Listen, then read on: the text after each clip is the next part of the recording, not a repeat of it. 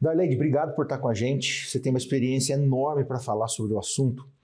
E eu queria te perguntar o seguinte, olhando para o Dia Internacional da Família, na perspectiva cristã, o que isso pode influenciar as famílias hoje? Nós temos, como cristãos, toda a propriedade do mundo para falarmos de família, especialmente por sermos criacionistas e termos compreensão absoluta de que família é projeto de Deus. Deus criou homem e mulher e disse crescei e multiplicai-vos. Ele estabelece a família. Então, um dia como estes é um dia em especial que nós somos levados a considerar que família é base, também é estrutura, é célula, mas também é corpo, é unidade. Família é o recado do céu, de que somos amados para amarmos. Você, como terapeuta familiar e também como apresentadora de um programa que trata desses assuntos rotineiramente, o que mais tem fragilizado as famílias no dia de hoje?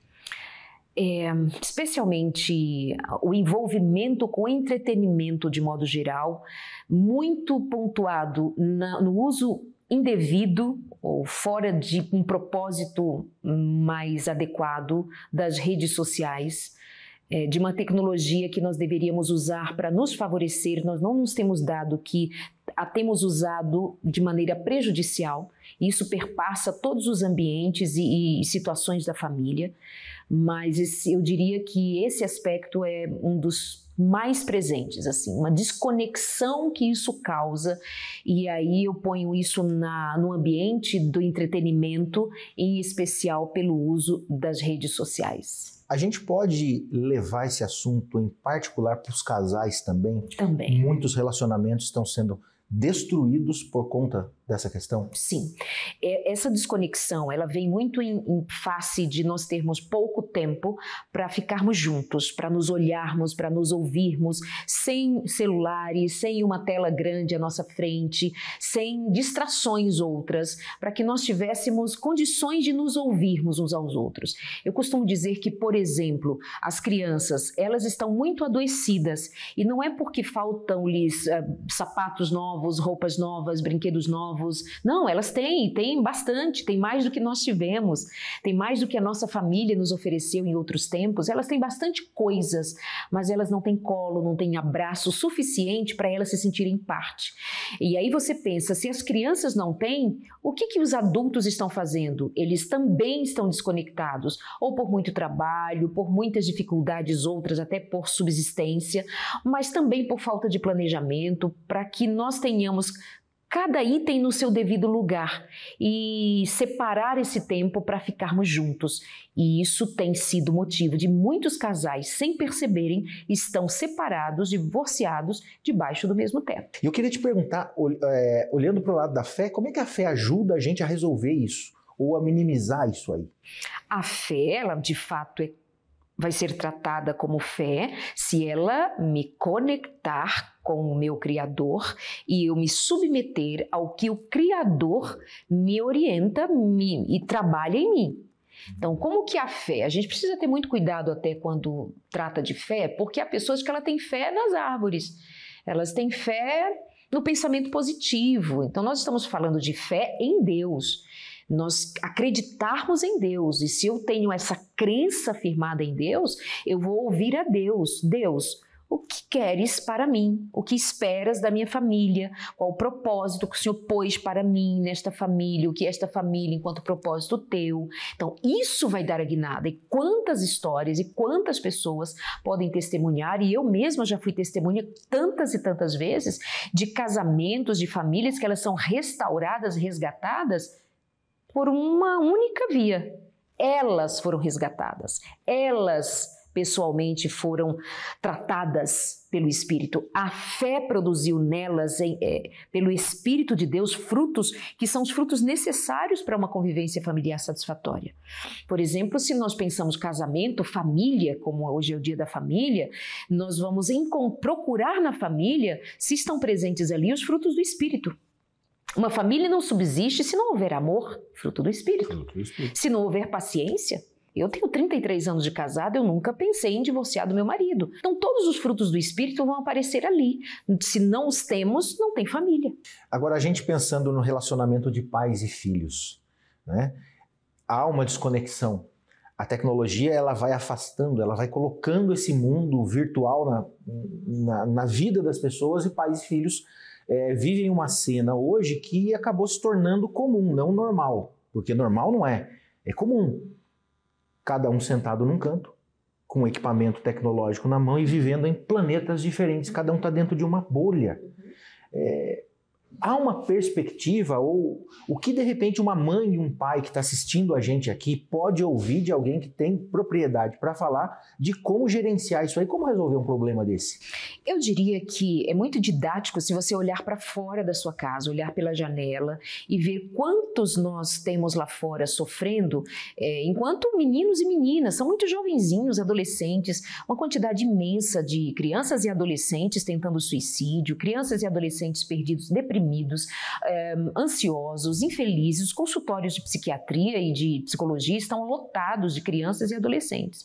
Quando você olha pela janela e você vê o quadro sombrio que está lá fora, de crianças e adolescentes também se automutilando, sozinho, nós já temos especialistas que vão identificar uma geração como geração do quarto.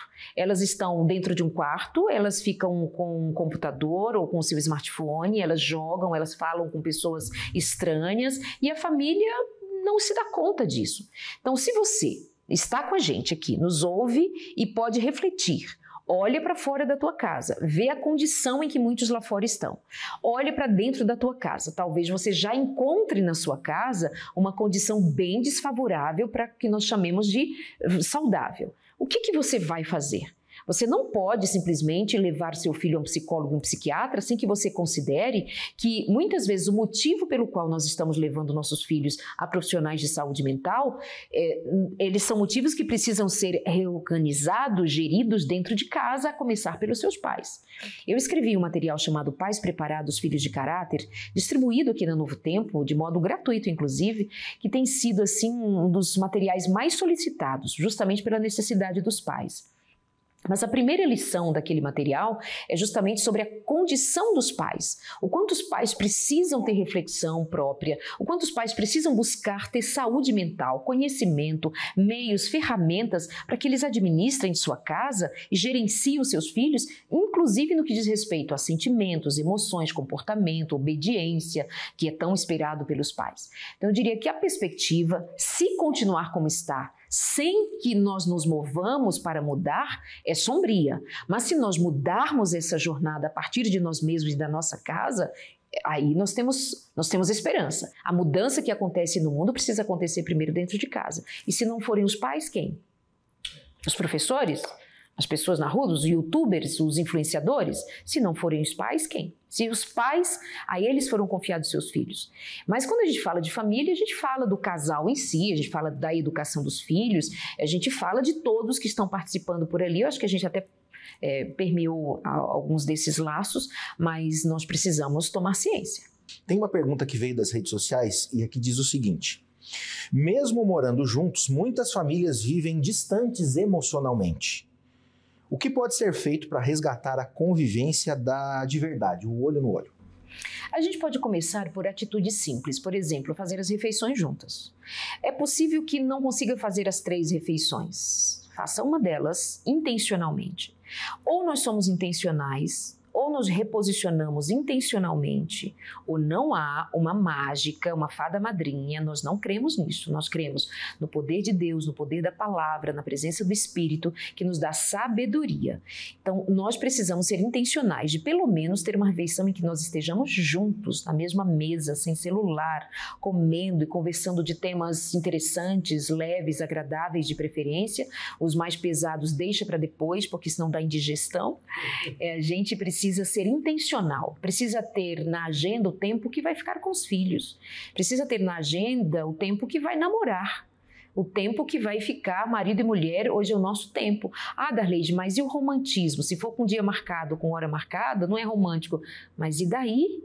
Por que o romântico não pode ser com hora marcada?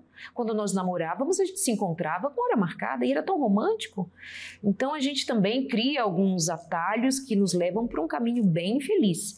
Então, eu diria que a palavra-chave é intencionalidade, outra palavra-chave é planejamento, para a gente ver os resultados disso, e os resultados vêm.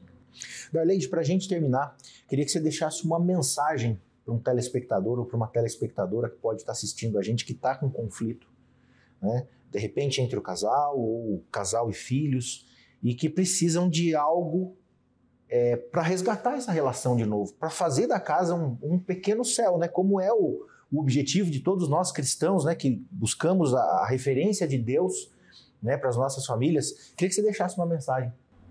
Primeiro, obrigada pelo convite de passar esse tempinho aqui com vocês. E eu diria que, assim, se nós não prestarmos atenção, todos nós somos candidatos a nos perdermos uns dos outros.